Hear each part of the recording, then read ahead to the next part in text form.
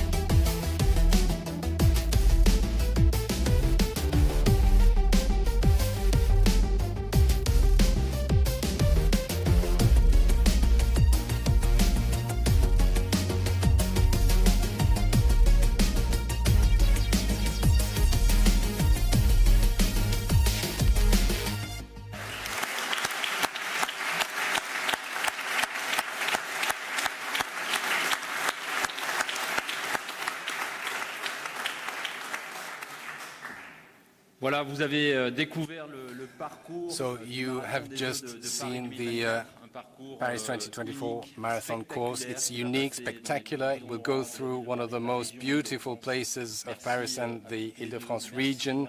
Thank you to both of you. Thank you to World Athletics to have followed us in this incredible journey. Thank you to the mayors of the 9 communes that marathon runners will go through: Boulogne-Billancourt, Sèvres, Ville-d'Avray, Versailles, Viroflay, Chaville, Meudon, and Issy-les-Moulineaux before coming back to Paris. This will be a very challenging course with 436 upward slope. This is an unprecedented challenge, an incredible challenge, but of course athletes will have their say. We are aware of the challenge it represents. You will be heroes, even more so than usual, and we hope thousands of people will line the course to cheer the runners on and give them courage. This course will create suspense with a set of challenges in both ways, so this is an unprecedented challenge. The Paris 2024 team will support you, and I would like to thank them. And thank you to all the organizations to have met this challenge with the Paris 2024 teams. We are, of course, alongside the federations, very proud to present this course. This course is very meaningful as well. It was one of the commitments of Paris 2024.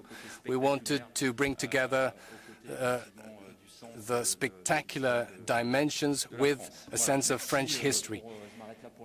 So we might revert back to the mass event running later. Thank you. Yes, we'll revert back to the technical part. There's much talk about the 30th kilometer, but the 27th kilometer will be very challenging as well.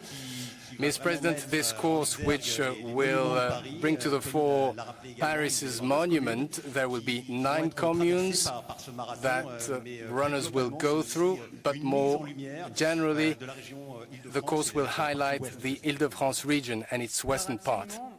Absolutely.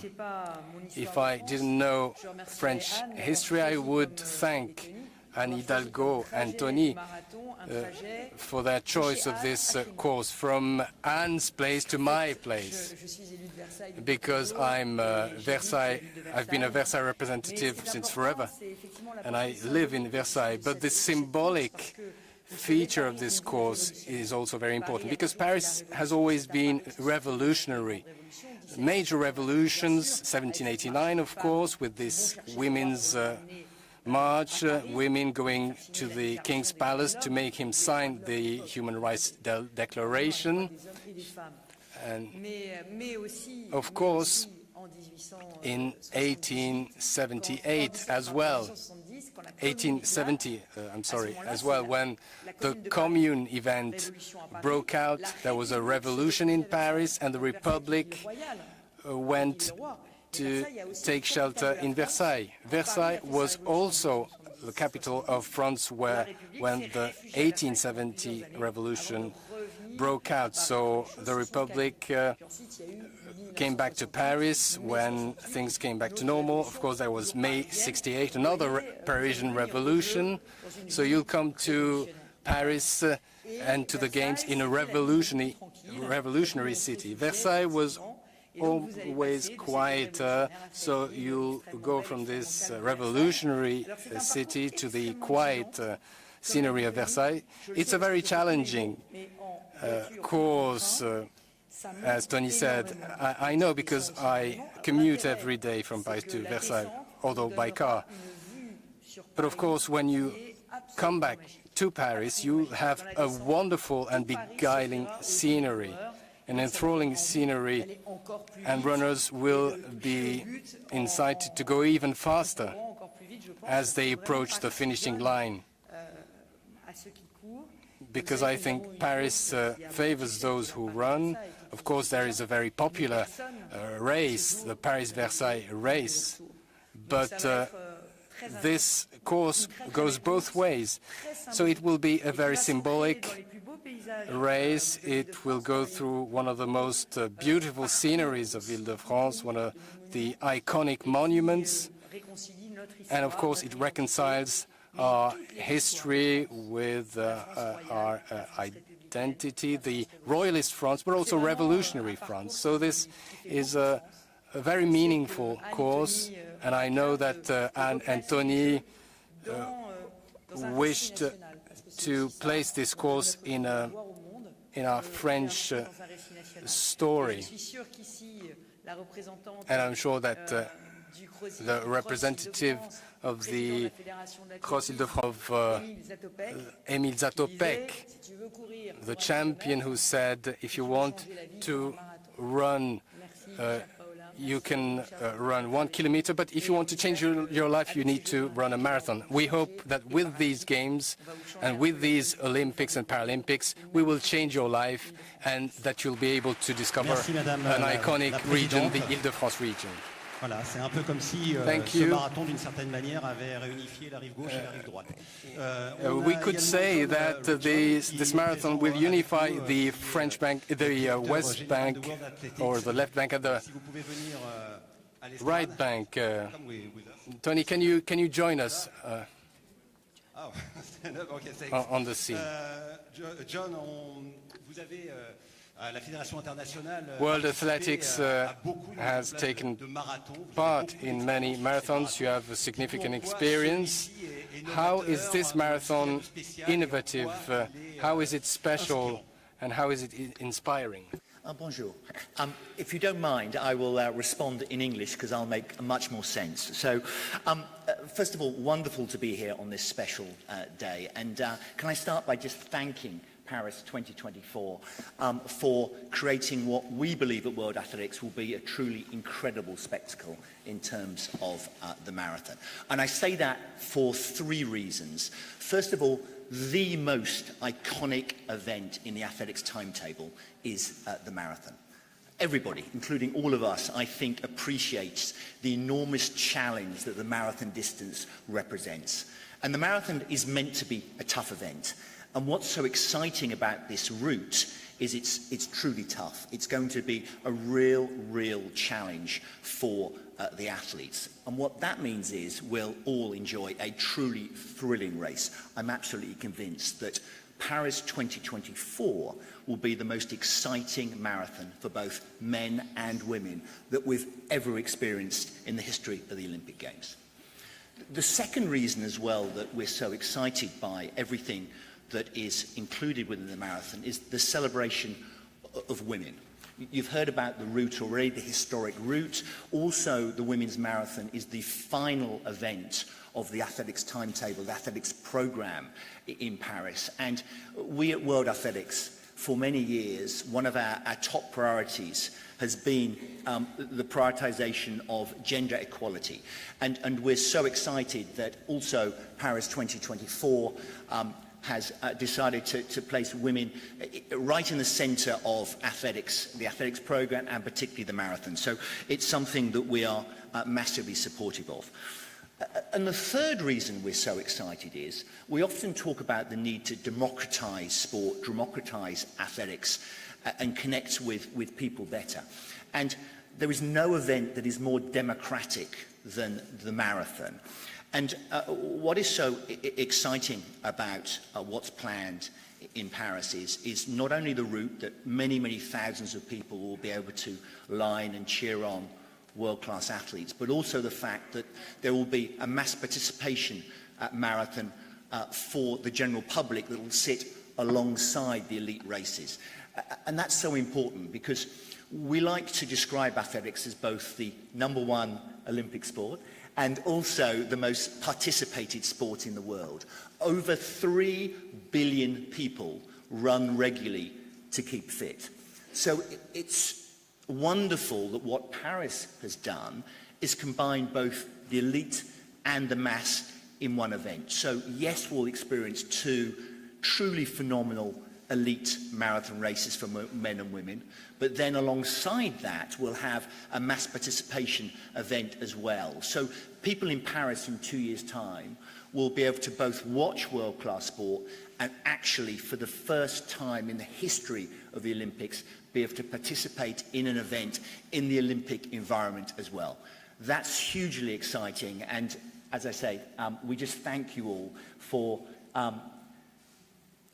helping athletics as a sport to be in the best possible light come the games. So we couldn't be more supportive of what's happening here in Paris, and I, for one, are incredibly excited to be here in 2 years' time watching both the elite but also the mass participation marathons unfold on the most stunning of routes. Thank you. Merci beaucoup, John. Thank you very much, John. Petit rappel, Just a quick reminder now, des femmes au marathon, we also have women that will be participating in the marathon, and only 38 years ago women were allowed to participate, and we'll be celebrating the 40th anniversary in 2024. We know that Joan was fighting the heat wave in Los Angeles 38 years ago to win the first women's marathon, and here we have heard the three important points that John developed and underlined with regards to democratizing the sport, making it elegant, making it popular, and she was excellent in everything she did, not only for the discipline in itself, but also for the women's cause. She is a huge champion. Paula Radcliffe, she was a world champion in 2005, and she had the world record for 16 years, and she is with us here today.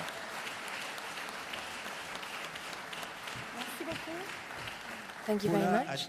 Paula has a quality. She actually speaks French.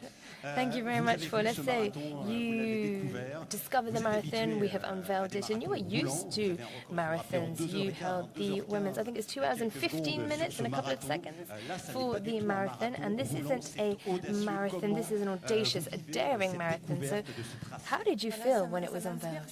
Yes, it's very inspiring. It really made me think about the Pyrenees. I spent a lot of time in the Pyrenees when I used to train for my own marathons, and I also thought about the beginnings of my career.